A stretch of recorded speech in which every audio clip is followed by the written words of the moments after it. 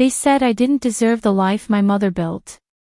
That was the line that lodged under my ribs, the one Aunt Valerie let slip near the sink at the wake, voice low and practiced, like an old song she'd decided to hum in my direction. People were passing plates, trading polite grief, and the house smelled like coffee and lilies. I stood in the doorway with my hands around my mother's blue ceramic mug, the chip on the rim pressing a small half-moon into my thumb. My name is Clara Reyes. My mother was Lydia, who saved fabric scraps in cookie tins and could fix a leaky faucet with a prayer and a wrench. She taught me to make a bed so tight you could bounce a quarter, and how to stand when you were tired, which is another way of saying how to keep going. After the last car pulled away, the house exhaled. My older brother, Noah, leaned on the doorframe like the door needed help standing. He and I were quiet with each other, always had been, but quiet can be a kind of loyalty. He squeezed my shoulder. You okay? No, I didn't dress it up. Grief makes you honest. But I can be, if they let me breathe. They. His eyes flicked toward the kitchen, where Aunt Valerie's bracelets clicked like small clocks. She told her neighbor in the yard that I didn't deserve the inheritance. That I was never around. Noah stared at the floorboards that our mother refinished last summer, one board at a time, 3 coats, her knees aching. You were here, he said. His voice had a tired kindness to it. You just don't narrate when you show up. I sat at the dining table, where the sun made a long rectangle across the wood. There was a cardboard box labeled documents. Inside, envelopes, receipts, warranty cards, a rubber-banded stack of birthday letters I'd written her and never mailed because I'd read them to her out loud instead. I sorted until the shadows changed shape. A manila folder lay flat and heavier than it looked. When I lifted it, a cream-colored envelope slid out, thick as a pressed flower, with my name in my mother's careful print. My heart didn't race. It did something quieter, like a held breath. Clara. Aunt Valerie's voice traveled down the hall. We're meeting with a realtor tomorrow at noon. Practical matters can't wait. I slipped the envelope back into the folder and closed the lid. We'll talk in the morning, I said. I put the box on the coffee table and slept on the couch, the house creaking the way old houses confess. At dawn, the light turned the lilac bushes silver. I held the heavy envelope in both hands and felt the weight of whatever my mother had decided the world should know. I slid a finger under the flap, and stopped when I heard tires on gravel and voices getting too comfortable with my front door. Morning had arrived, carrying other people's plans. By 8, the house sounded like a yard sale. Cousins I hadn't seen since a Christmas 4 years ago were opening cabinets and making piles. Aunt Valerie moved through rooms with a clipboard, her perfume clean and expensive. We are sorting into keep, donate, and discard, she announced, like it was kindness. Noah, you'll handle utilities. Clara, you can oversee memorabilia. Memorabilia? I asked, and the word tasted like dust. The sentimental. The rest needs adult decisions. She smiled without warmth. You have your life in the city. The estate requires the family who stayed. The realtor will help us avoid probate quicksand. Practicality, darling. Noah came down the stairs pulling on a sweater. No one's signing anything today. We'll need new locks, a cousin volunteered, like offering dessert. You know, for safety. Safety from what? I asked. From delay, Valerie said. In the kitchen, a teenage cousin held up the blue mug. Trash or donate? Donate, Valerie answered automatically. I took 2 steps and met his eyes. Keep. He put it down. I set it back by the sink as if it had a heartbeat. The doorbell. A man with a tan folder and a grin, the realtor, tidy hair and tidy phrases. Charming bones, he said in the living room. Sun-kissed floors. He took a photo of the staircase, the photograph stripped from the wall leaving pale rectangles like missing teeth. Clara, Valerie said, turning her back to him, the grown-up thing is not to cling to spaces that can't love you back. I opened the manila folder, because when people try to decide you, you need a fact that doesn't ask permission. Inside lay the cream envelope again, sealed with my mother's initials, LR, like a boundary line. "Excuse me," I said, and walked to the porch. The air was cool and honest. I broke the seal with the side of my thumb. The first page was a note in my mother's handwriting, even and sure, Clara, if this is in your hands, trust that I meant you to hold it. Love isn't loud. It is steady. Do what's right, not what's easy. The second page was a will. Signed. Witnessed. Dated 6 months ago. The house. A savings account. Her paintings in the hallway. In my name.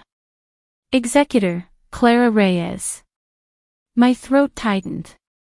Relief can feel like sobbing in reverse.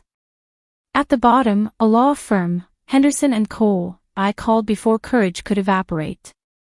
Henderson & Cole, this is Amira, said a voice that belonged to someone who finished what she started. Amira, my mother was Lydia Reyes. I'm holding a signed will with your letterhead. A short pause, then decisive paper sounds. We prepared that will. It's valid and current. Ms. Reyes left instructions that if anyone moved to liquidate property before her executor presented it, we were to intervene on your behalf. Can you meet me at the house at 10? I looked through the window. Valerie was gesturing at the staircase like it had offended her. Please, I said. Good, Amira replied. Bring the original. I'll bring the law. I hung up. Noah had slipped onto the porch, hands in his pockets. You found something, he said. I found Mom's voice. He nodded, relief softening his shoulders. They're not going to enjoy this. They don't have to, I said, and held the will like a compass. They just have to stop. At 10, a black sedan pulled into the driveway, right as Valerie called a locksmith. Timing, it turns out, is also a kind of testimony. Amira Cole stepped through the door like someone who'd already read the last page and knew the ending held. Navy suit, flats, a leather portfolio that had nothing to prove. She offered her hand to me first. Clara. I'm sorry for your loss. Then to Noah. Then, finally, to Valerie. And you are? Valerie asked, because some people hide inside questions. Counsel for the estate of Lydia Reyes, Amira said, laying a business card on the table without fanfare. I'm here to confirm the validity of Ms. Reyes's will and the appointment of her executor. Valerie's smile was made of frost. Which would be me. No, I said, and the word surprised me with how calm it sounded. It's me. I handed Amira the original document. She read it once, not because she needed to, but because respect looks like reading the thing in front of you. She nodded. This is current. Duly witnessed. Filed with our office. Executor and sole beneficiary, Clara Reyes. She placed it gently on the table as if setting down a newborn. Any attempts to sell, donate, or discard property before the executor's review would be in violation of Ms. Reyes's directives. I'll ask everyone to pause their activities until we've filed notice with the court. The cousins went still in that particular way people do when the game ends mid-move. Valerie's chin lifted. There are debts. Amira slid another document from her portfolio. A life insurance policy payable on death. It satisfied the medical balance and credit accounts last week. There are no outstanding liabilities attached to the estate. Her tone did not gloat, it simply declined to be moved. Noah let out an exhale he'd been holding for a month. I felt the floor steady under my feet, a house deciding it would hold my weight. Valerie's voice thinned. She never told me. Some people keep their compass close, Amira said. Your sister made clear choices. I brought a realtor, Valerie pressed, as if momentum could be evidence. Then you can send him away, I replied. Politely. Silence did what it does, arrived and stared. A cousin set down a stack of photo albums like hot plates. Another tucked a throw blanket back where he'd found it, chastened by the logic of signatures. Amira turned to me. Clara, I'll file the notice today, but you're within your authority already. If you want visitors to leave, they leave. I looked at Noah, whose eyes said, whatever you decide, I'm here. I looked at Valerie, who had been my mother's sister before she was my judge. They can stay tonight, I said. Tomorrow I'd like the house to be quiet. Something eased in the room, like a tightened string finally released. Grief and mercy can fit in the same sentence, if you let them. Amira tapped the portfolio closed. I'll call you by 5 with confirmation. In the meantime, no listings. No lock changes.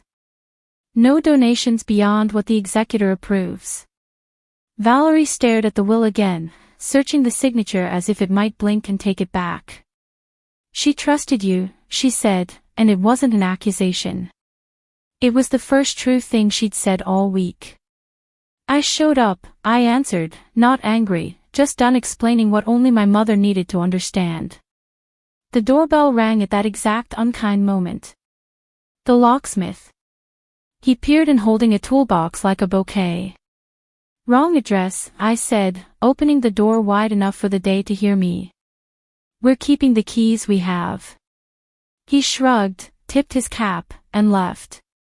The cousins heard it, how the house chose a side simply by staying locked. Amira smiled with her eyes. See you at 5, she said. You're doing fine. When she left, the quiet wasn't empty. It was mine.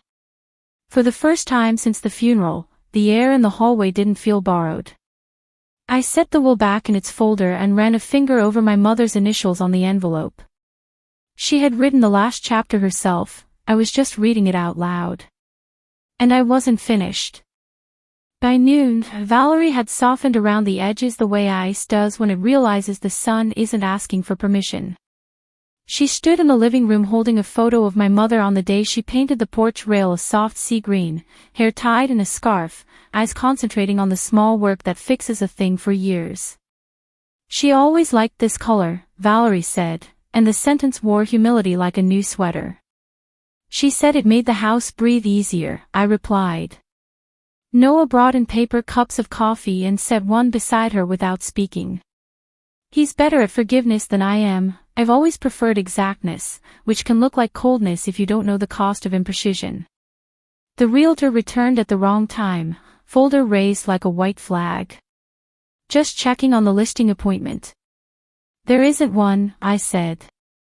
He glanced at Valerie, who kept her eyes on the photograph.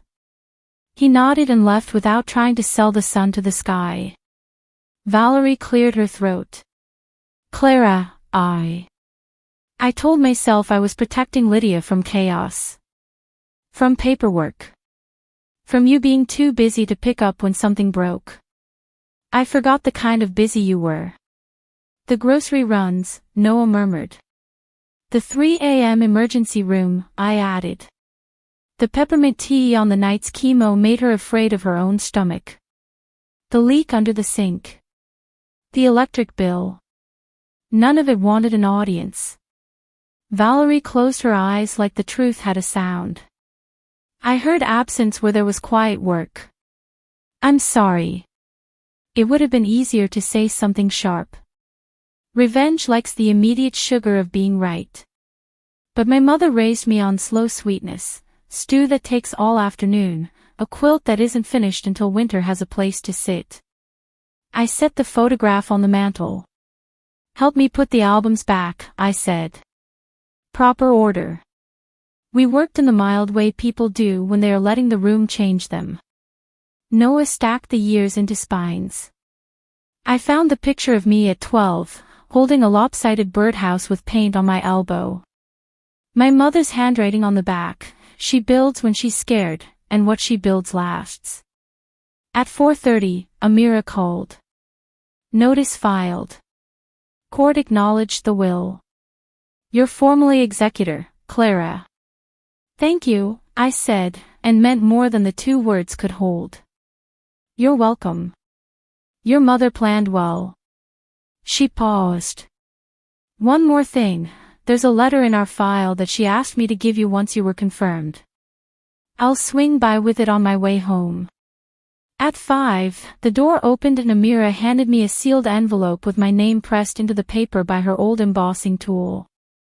Valerie hovered near the doorway, measuring the threshold between staying and leaving.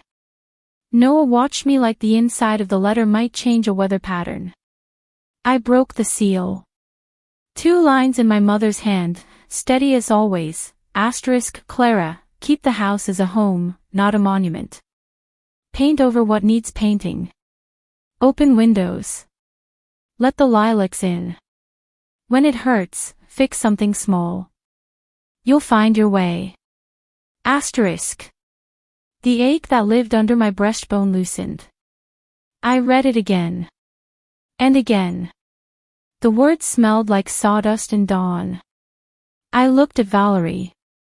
Tomorrow, I said, gentle but true, I need the house to myself. She nodded. I'll be gone by breakfast. And after? She asked, almost in a whisper. We'll see, I said. Not a door slammed. A door set on its hinges correctly. Night came without ceremony. I slept in my old room, the one with the pale green walls and the crack in the ceiling that looks like a river on a map. I dreamed not of confrontation, but of paint drying in even strokes. In the morning, the house would answer back to my hands. I woke at first light to the hush after a storm, the kind of quiet that belongs to things that have decided to stand. Valerie had left a note on the hall table: I'm sorry. Call me when you're ready. Beneath it, she placed a ring with a small house key charm Lydia had given her when they were 22 and sharing rent. Some apologies are a language of objects. Noah and I ate toast on the porch steps while the lilacs nudged the railing with their heavy, forgiving blooms. He nudged my shoulder. I can stay and help, if you want. You should go home, I said. The rest is smaller than it looks. He kissed my temple and left like a brother does when he knows you want to do the thing yourself. I gathered a drop cloth, a brush, a can of sea green my mother kept, just in case, and started on the porch rail. First stroke, then another. The paint went on like a decision kept. Birds chattered in the elm like gossips with nothing mean to say. I worked until the color remembered the house, until my breath matched the rhythm of the brush. Amira texted a copy of the filed notice. All set. Proud of you, she wrote. I sent back a photo of the painted rail with a caption, following instructions. She replied with a heart and nothing else, the way professionals let endings be clean. Inside, I made coffee in the blue mug and stood in the frame of the kitchen window where my mother used to watch rain make a new map of the driveway. The will and her 2 letters sat in matching frames on the sideboard, not as trophies, but as recipes. By afternoon, the house felt less like a museum and more like a pair of hands. I opened windows. The lilac scent uncurled through rooms that had been held too tightly. I hammered 1 nail for the birdhouse photo in the hallway and 1 for the painting my mother loved to hate because she could never get the sky right. In the evening, I took a broom to the porch and the porch thanked me by looking like itself. Noah called. How's the patient? Recovering, I said. Prognosis is good. The doctor prescribed paint and quiet. You're the doctor? He asked, and I could hear him smiling. Maybe I am, I said, and it felt true. Revenge, I learned, doesn't always arrive with trumpets. Sometimes it's just the sound of a key you already had turning smoothly in the lock, of your name where your mother put it, of the porch the color it's supposed to be. It's the relief on your brother's face. It's your aunt learning the shape of sorry. It's a lawyer's steady voice confirming what love wrote down. I set the blue mug on the rail to dry in the last light. The house was mine to keep, not as a fortress, but as a promise. I whispered thank you to the empty rooms and didn't feel foolish at all. If this story touched you, share your thoughts below.